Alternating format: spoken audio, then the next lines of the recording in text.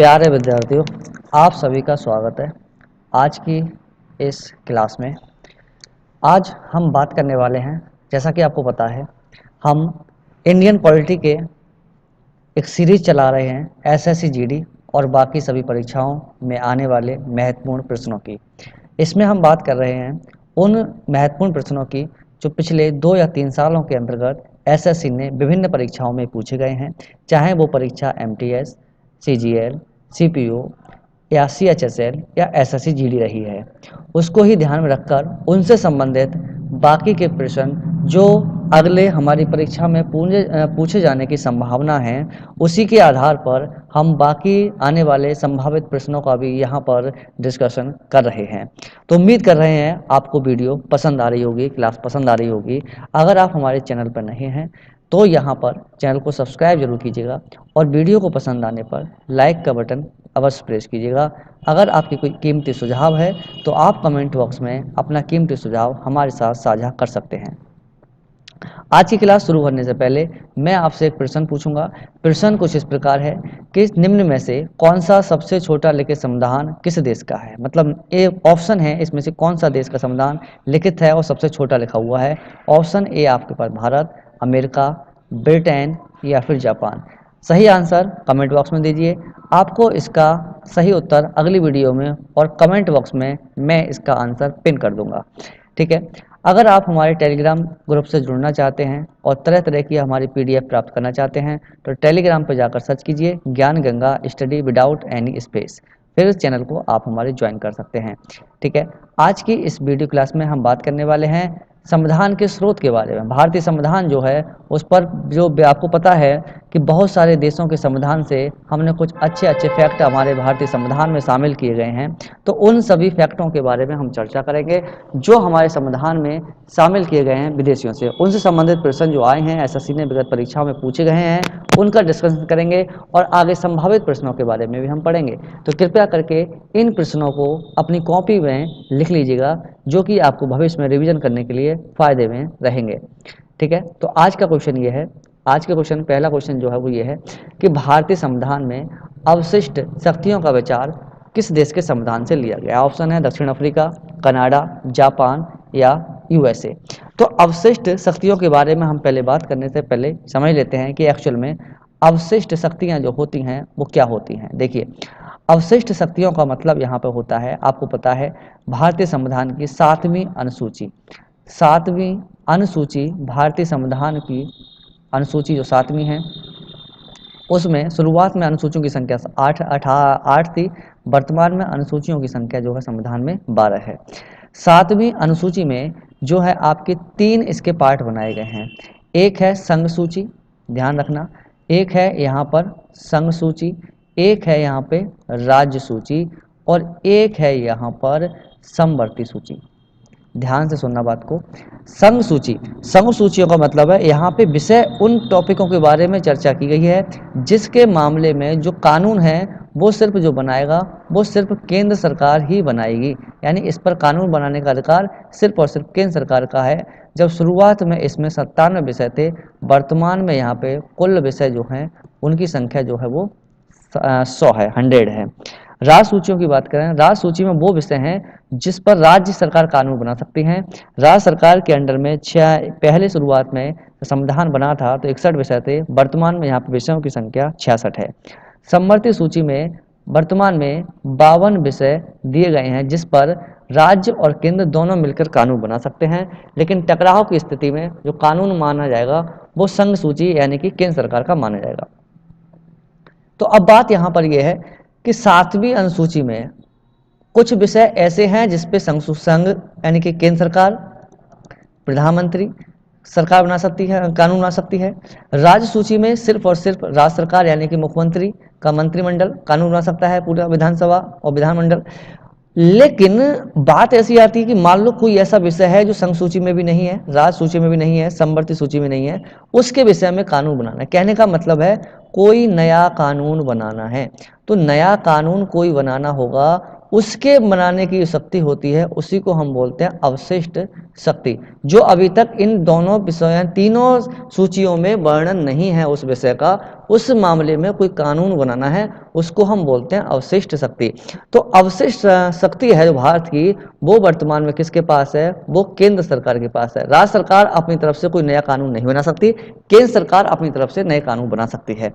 और केंद्र सरकार ने हाल ही में, आपको पता है, जीएसटी जैसे लागू किया, ये भी एक प्रकार का कानून था, 101वां संशोधन किया था। तो इस तरीके से केंद्र सरकार कर सकती है नया कानून, जीएसटी इससे पहले भारत में नहीं था।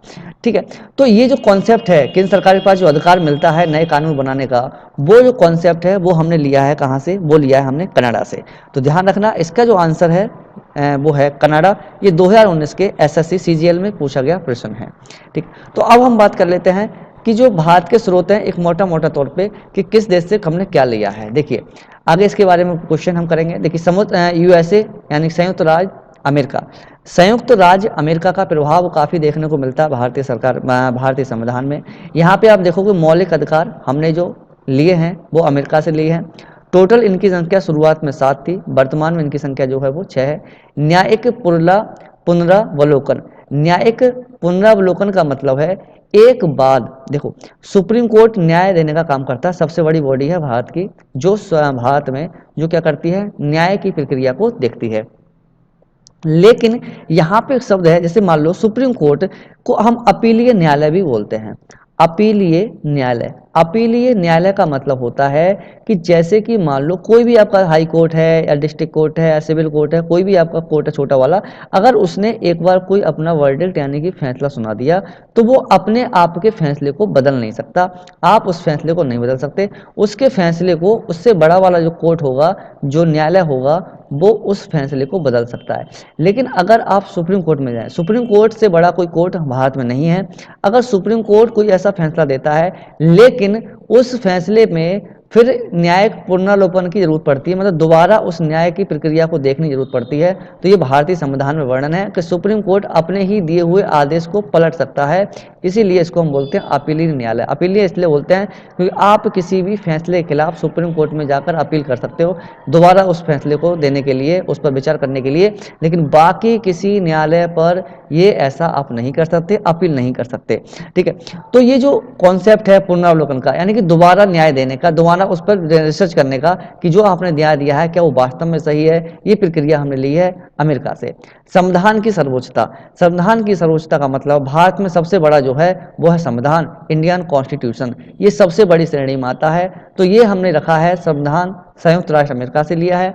भारत में कोई भी प्रधानमंत्री, राष्ट्रपति, सुप्रीम कोर्ट, सबसे बड़ा जो कुछ है वो है भारत का संविधान। भारत की सर्वोच्चता, सबसे बड़ी सर्वोच्चता है। ठीक, न्यायपालिका की स्वतंत्रता, यानी कि जो न्यायपालिका हमारे सुप्रीम कोर्ट है, हाई कोर्ट है, ये सारी की सारी न्यायपालिका होती हैं, जितने भी न्यायालय हैं तो इसमें स्वतंत्रता, ये स्वतंत्र है, इस पर किसी भी गवर्नमेंट का, किसी भी तरह की संस्था का कोई भी दबाव नहीं रहता। ये अपने फैसले स्वयं लेती हैं, ये अपने फैसले स्वयं लेती हैं, इनके पास इस प्रकार की फ्रीडम दी गई है। तो ये भी हमने कहाँ से लिया है? यूनाइटेड स्टेट ऑफ अमेरिका से लिया है। निर्वाचित राष्ट्रपति एवं उस पर महाभियोग, ध्यान रखें कि राष्ट्रपति जो निर्वाचित होता है, राष्ट्रपति का जो पद है, वो पद का नाम याद ध्यान रखना अमेरिका से लिया गया है, लेकिन उसकी पद की जो समानता है वो कही जाती है ब्रिटेन की महारानी से। अधिकार जो हैं वो ब्रिटेन की महारानी के जैसे हैं भारत के राष्ट्रपति के, लेकिन जो पद है, प्रोसेस है उसकी, वो ली गई है, चुनाव की, वो ली गई है अमेरिका से। और उसको हटाने का प्रोसेस भी कहाँ से लिया गया है? इम्पीचमेंट, जिसको हम अंग्रेजी में बोलते हैं, वो भी महाभियोग। राष्ट्रपति को हटाया जाता है तो किसके द्वारा हटाया जाता है? संसद के द्वारा। उसकी प्रक्रिया को हम बोलते हैं महाभियोग प्रक्रिया। उपराष्ट्रपति उच्चतम एवं उच्चतम न्यायालय के न्यायाधीश, तो उपराष्ट्रपति को हटाना हो या हाई कोर्ट या सुप्रीम कोर्ट के जज को हटाना हो, उसकी हटाने की प्रक्रिया भी हमने अमेरिका से अडॉप्ट की है। तो इस चीज़ का आप ध्यान रखिए, यहाँ से क्वेश्चन बड़े बड़े महत्वपूर्ण पूछे जाते हैं। उसके बाद यहाँ से अमेरिका से मैं कुछ चीज़ और लिखता हूँ जो आपके यहाँ पे प्रस्तावना, देखिए प्रस्तावना जो ली गई है एक्चुअल में अमेरिका से ली गई है, लेकिन यहाँ दो क्वेश्चन बनते हैं। अगर आपसे पूछे प्रस्तावना की भाषा कहाँ से ली गई है, जो आप प्रस्तावना पढ़ते हो हम भारत के लोग, प्रस्तावना की जो भाषा है वो ऑस्ट्रेलिया से ली गई है, लेकिन प्रस्तावना का जो कॉन्सेप्ट है वो कहाँ से लिया गया है? वो लिया गया है यूनाइटेड स्टेट ऑफ अमेरिका से। राष्ट्रपति कार्य क्या करेगा, ध्यान रखना है यहाँ पे, राष्ट्रपति के कार्यों का कॉन्सेप्ट है वो भी कहाँ से लिया गया है? वो भी अमेरिका से लिया गया है। ठीक है, आगे हम बात करते हैं ब्रिटेन की। एक मिनट,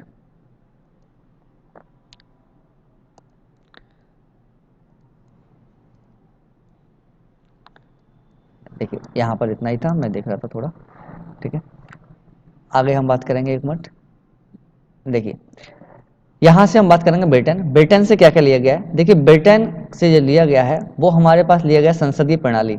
संसद जो है हमारा, संसद जो किस तरह से चलेगा, क्या इसका कॉन्सेप्ट रहेगा, वो जो सब लिया गया है वो हमने लिया है ब्रिटेन से।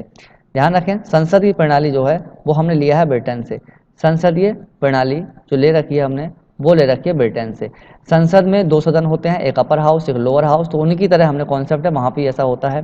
दूसरी बात, एकल नागरिकता। एकल नागरिकता मतलब सिंगल सिटीजनशिप। मैंने इससे पहले वाली वीडियो में इसको डिस्कशन किया था बड़े विस्तार से, आप वो वीडियो आके देख लीजिएगा। विधि निर्माण प्रक्रिया, यानी कि जो कानून आपको बनाना है उसकी प्रक्रिया क्या होगी। जैसे लोकसभा में पेश करना होगा अधिनियम, राज्यसभा में पेश करना पड़ेगा, उसके बाद 2/3 या फिर उसके बाद नॉर्मल जो मेजोरिटी होती है उससे पास करना पड़ेगा। ये ब्रिटेन का कॉन्सेप्ट है, ठीक है। उसके बाद हम बात करते हैं यहाँ पर आयरलैंड से। आयरलैंड के संविधान का भी भारत के संविधान पर काफ़ी प्रभाव पड़ता है, जिसमें से नीति निर्देशक तत्व जिनको भाग 4 में रखा गया है, इसको लिया गया है। राष्ट्रपति के निर्वाचक मंडल की व्यवस्था।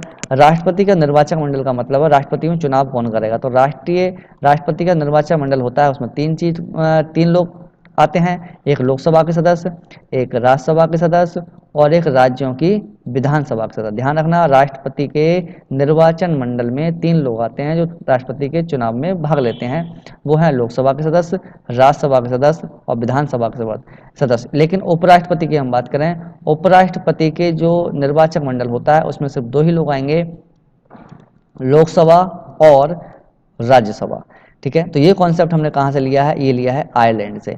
राष्ट्रपति के द्वारा राज्यसभा में साहित्य कला के क्षेत्र में, विज्ञान समाज क्षेत्र आपको पता होगा, राष्ट्रपति राज्यसभा में मैक्सिमम 12 लोगों को क्या करता है, नियुक्त करता है, नॉमिनेट करता है। ये नियुक्ति का कॉन्सेप्ट ये होता है। राज्यसभा के बारे में हम बात करें, राज्यसभा भारत में राज्यसभा की जो सीटें हैं, टोटल सीटें हैं वो हैं 250, लेकिन वर्तमान में ये हैं 245, जिसमें से 12 सीटों पे चुनाव नहीं होता।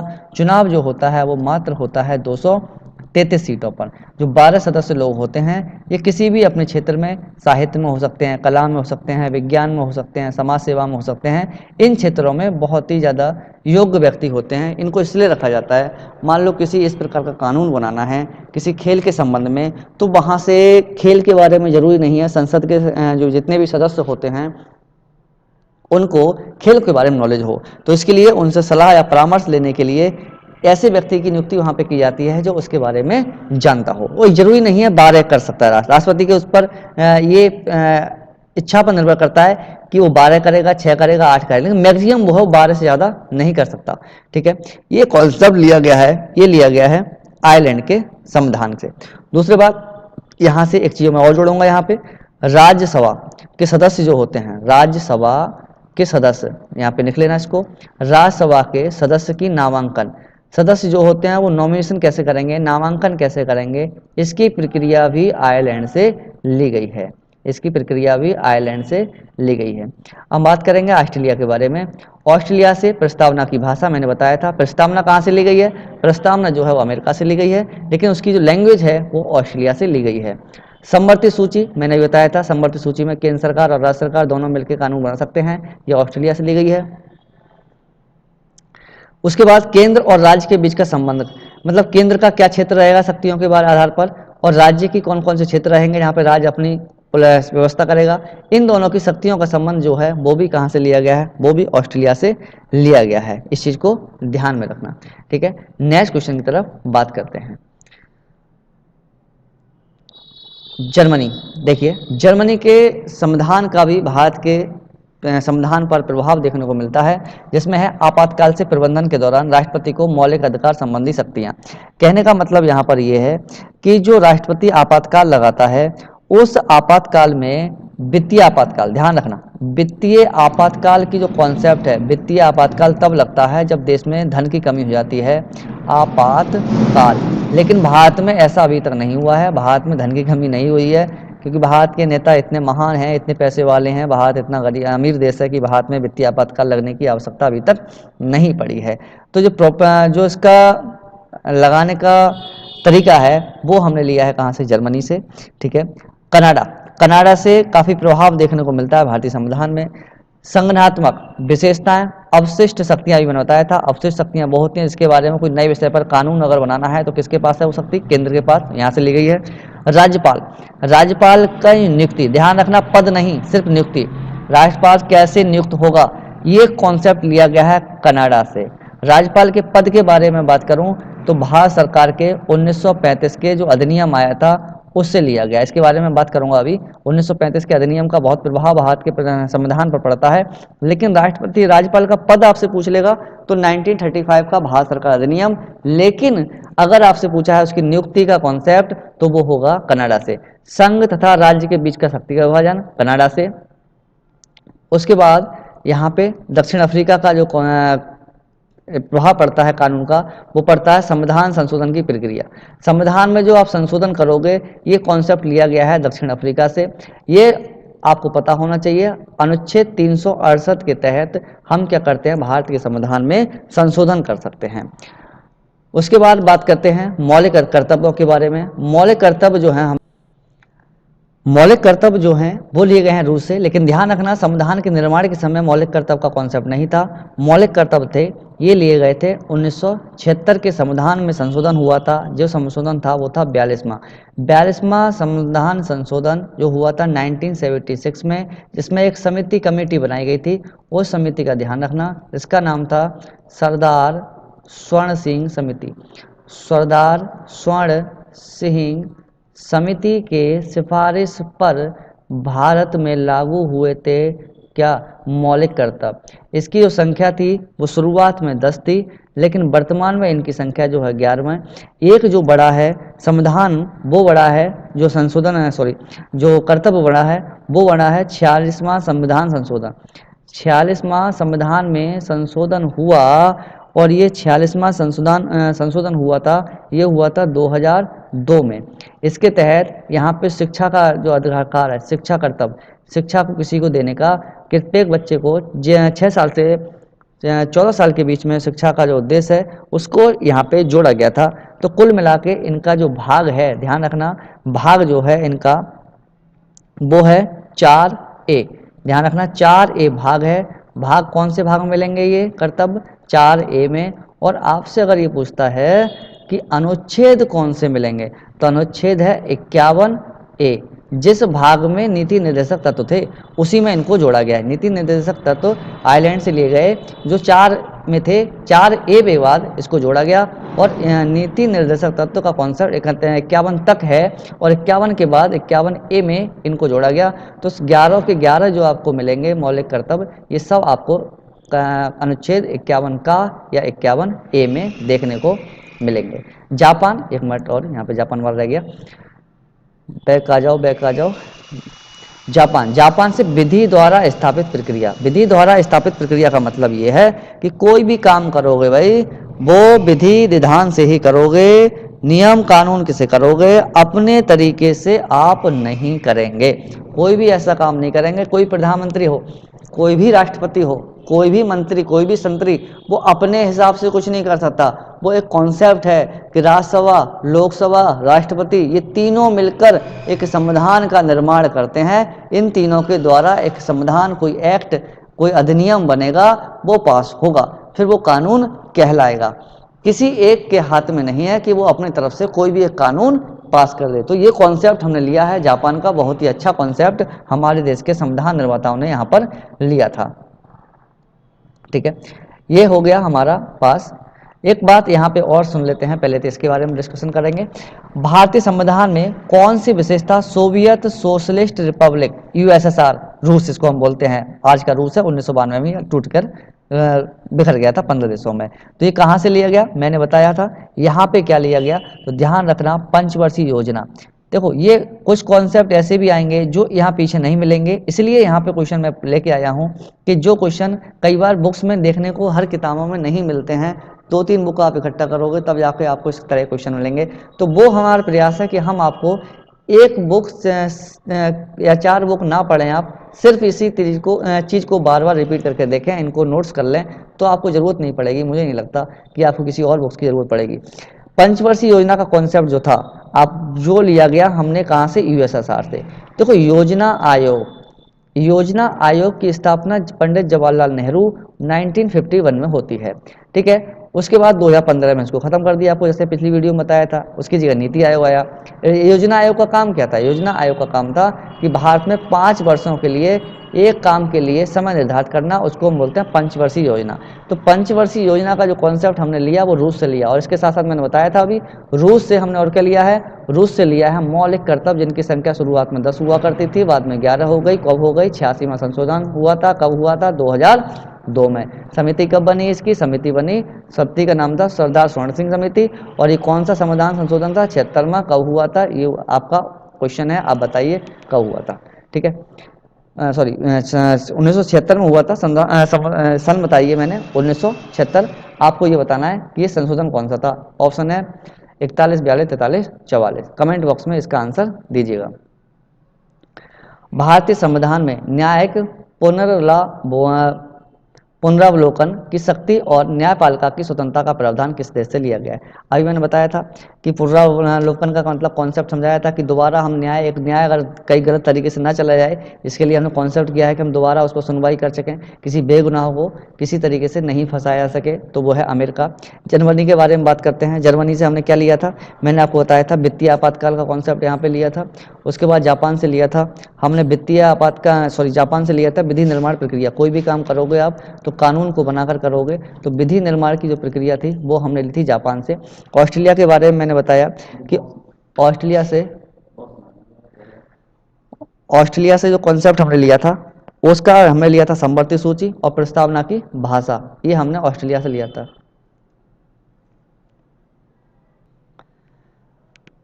नेक्स्ट क्वेश्चन की तरफ बात करते हैं।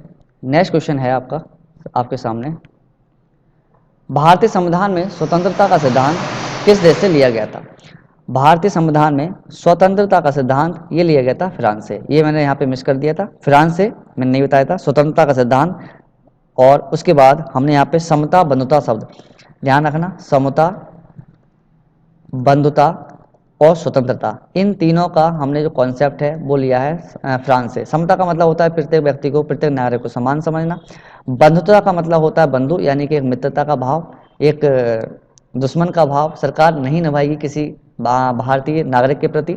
ठीक है, थोड़ा सा रिवीजन कर लेते हैं। जापान के बारे में बताइए। जापान के बारे में मैंने अभी हाल ही में क्या बताया था? जापान के बारे में बताया विधि द्वारा कोई स्थापित प्रक्रिया, कोई भी कानून आप बताओगे तो विधि के द्वारा निर्माण प्रक्रिया बनाई गई है। जर्मनी के द्वारा बताइए आपातकाल का कॉन्सेप्ट, वित्तीय आपातकाल हमने जर्मनी से लिया था। यूनाइटेड किंगडम मैंने बताया एकल नागरिकता और संसदीय प्रणाली, ये सब कहाँ से लिए गए हैं? ये हमने यूनाइटेड किंगडम से लिए हैं। नेक्स्ट क्वेश्चन की तरफ बात करते हैं। भारतीय संविधान के निर्माताओं ने स्वतंत्रता, समता और बंधुता के सिद्धांत को किस संविधान से लिया? अभी मैंने बताया था स्वतंत्रता, समता, बंधुता। ये क्वेश्चन देखो पूछा गया है, कब पूछा गया है? 2019 में एसएससी एमटीएस के एग्जाम में। तो ये जो पूछा गया है, ये क्वेश्चन का नाम था फ्रांस का संविधान, जिसमें हमने स्वतंत्रता, समता, बंधुता और इसके साथ हमने लिया है स्वतंत्रता का सिद्धांत, वो भी हमने फ्रांस से ही लिया है। कनाडा का संविधान कनाडा से क्या लिया है बताइए, आप कमेंट बॉक्स में लिखिए। कनाडा के बारे में मैंने अभी हाल ही में बताया था। ठीक है, 2-3 चीज़ें हमने यहाँ पे ली थी। उसके बाद बताइए ब्रिटिश संविधान, एकल नागरिकता। उसके बाद एकल नागरिकता से संसदीय प्रणाली। आयरलैंड का संविधान, राज्यसभा के सदस्यों का नामांकन। ठीक है, और नीति निर्देशक तत्वों का यहाँ से आयरलैंड से हमने लिया है। नेक्स्ट क्वेश्चन की तरफ बात करते हैं। भारतीय संविधान को वित्तीय आपातकाल से संबंधित प्रावधान कहाँ से लिए गए? अभी मैंने बताया था वित्तीय आपातकाल का कॉन्सेप्ट कहाँ से लिया गया है? ऑप्शन नंबर इसका डी, जर्मनी से लिया गया है। ठीक है, नेक्स्ट क्वेश्चन की तरफ बात करते हैं। नेक्स्ट क्वेश्चन है भारतीय संविधान में अपनाया गया प्रावधान और उस देश का संविधान जिनसे वह लिया गया है कौन सा युग्म सुमेलित नहीं है? इस तरह के क्वेश्चन काफ़ी देखने को मिलते हैं जीएस के एग्जाम में। पहले इस तरह के यूपीएससी पूछता था, लेकिन अब तो बाकी एग्जाम भी अच्छी तरीके से पूछ रहे हैं। ठीक है, कानून के शासन का विचार क्या ब्रिटिश संविधान से लिया गया है? मौलिक अधिकारों का चार्टर संयुक्त राष्ट्र से लिया गया है। राज्य के नीति निर्देशक तत्व आयरिश से लिए गए हैं। स्वतंत्रता, समानता और बंधुता का सिद्धांत कहाँ से लिया? कनाडा। अभी मैंने बताया था आपको कि स्वतंत्रता, समानता और बंधुता ये कहाँ से लिए गए हैं भाई? ये लिए गए हैं फ्रांस से। लेकिन यहाँ पे क्या दिया गया है? कनाडा। आपको क्या बताना है? आपको इसमें से वो बताना है जो सही नहीं है। कानून के शासन पर विचार वो किसका है? ब्रिटिश से लिया गया है। मौलिक अधिकार संयुक्त राष्ट्र अमेरिका, राज्य अमेरिका से। और मौलिक कर्तव्य यूएसएसआर से यानी सोवियत संघ से। राज्य की नीति निर्देशकता तो कहाँ से, आयरलैंड यानी आयरिश से। और स्वतंत्रता, समता और बंधुत्व का जो कॉन्सेप्ट है वो लिया गया है फ्रांस से। चलिए नेक्स्ट क्वेश्चन की तरफ बढ़ते हैं। भारतीय संविधान में संशोधन के जो प्रक्रिया है वो किस देश से ली गई है, यानी कि जो कॉन्सेप्ट है हमारा, जो अभी मैंने बताया था वो कॉन्सेप्ट हमने लिया है। हम संविधान में संशोधन कर सकते हैं, ऐसा नहीं है कोई चीज़ गलत लिख गई किसी समय से तो हम उसको चलते जा रहे हैं, हम उसमें अमेंडमेंट कर सकते हैं, उसमें हम सुधार कर सकते हैं, उसको बदल सकते हैं, उसको ख़त्म कर सकते हैं। ये कॉन्सेप्ट हमने लिया है दक्षिण अफ्रीका यानी साउथ अफ्रीका से। ठीक है, उम्मीद करते हैं कि यहाँ तक आपको समझ में आया होगा। तो यहाँ से आपका एक चैप्टर यहाँ से खत्म होता है, संविधान से स्रोत। लेकिन यहाँ पे मैं एक चीज़ और बता दूँ, जैसे भारतीय संविधान में ऐसा नहीं है हमने सब कुछ विदेशों से लिया था, लेकिन हमारा जो कॉन्सेप्ट है कुछ हमारे देश का भी था। लेकिन अगर आपसे पूछे कि भारत में जो आपका कॉन्सेप्ट है सबसे ज़्यादा प्रभाव भारतीय संविधान में किसका करता है, तो भारत के संविधान पर सबसे ज़्यादा प्रभाव आपको देखने को मिलेगा तो बोलेगा भारत शासन अधिनियम। भारत शासन अधिनियम 1935। भारत शासन अधिनियम 1935 में 1935 में अंग्रेज एक कानून लेके आए, उसका बहुत ज़्यादा प्रभाव आपको भारतीय संविधान में मिलेगा, जिसको कुछ किताबों में मिनी संविधान के रूप में भी वर्णित किया गया है। इसमें क्या क्या कॉन्सेप्ट लिए गए वो मैं बता देता हूँ। लेकिन राज्यपाल का कार्यकाल, राज्यपाल का जो कॉन्सेप्ट है वो हमने बताया था, लेकिन जो पद है वो कहाँ से लिया गया, वो यहाँ से लिया गया है।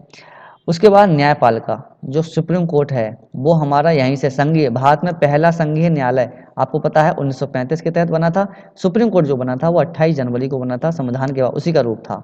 ठीक है, उसके बाद यहाँ पे लोक सेवा आयोग, UPSC, union public service commission, जानते होंगे आप अच्छी तरीके से।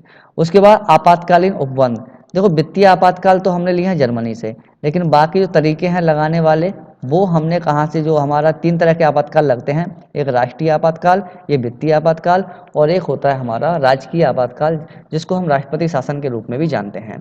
352, 356, 360 अनुच्छेद में मिलेंगे आपको ये राष्ट्रपति इनको भारत में इम्पोज करता है। वित्तीय आपातकाल भारत में अभी तक नहीं लगा है, राष्ट्रपति शासन लगते रहते हैं। पहला देश राज्य जो जिसमें राष्ट्रपति शासन लगा था वो था पंजाब, और राष्ट्रीय आपातकाल वो 3 बार भारत में इम्पोज हो चुका है। ठीक है, तो ये दूसरे बात प्रशासनिक विवरण है। प्रशासनिक जो हमारे यूपीएससी के अधिकारी होते हैं उनका विवरण भी 1935 के संविधान से लिया गया है। उसके बाद संघीय तंत्र, जो हमारा संघ बनेगा, सरकार बनेगी, उसका तंत्र होगा, उसका जो व्यवस्था होगी वो भी कहाँ से ली गई है, वो भी भारत सरकार के 1935 के अधिनियम से ली गई है। तो दोस्तों, मित्रों, विद्यार्थियों, आज की वीडियो को हम यहीं पर समाप्त करते हैं। तो जो हमने क्वेश्चन पूछा था शुरुआत में, उसका आंसर कमेंट बॉक्स में अवश्य देना। इस वीडियो से आपको बहुत कुछ सीखने को मिलेगा। तो अगर आपका कोई मित्र, आपका कोई सहेली अगर कोई तैयारी कर रहा है एसएससी जीडी की, तो आप भी इस वीडियो की लिंक उसको शेयर कर सकते हैं। यहाँ पर हम सिर्फ पढ़ाई की बातें कर रहे हैं, सिर्फ सिलेक्टिव कोर्स की बात कर रहे हैं, क्योंकि समय हमारे पास नहीं है परीक्षा के लिए। ठीक है, तो कल तक के लिए मिलते हैं, कल मिलते हैं एक और वीडियो के साथ। तब तक के लिए आप सभी को जय श्री राम।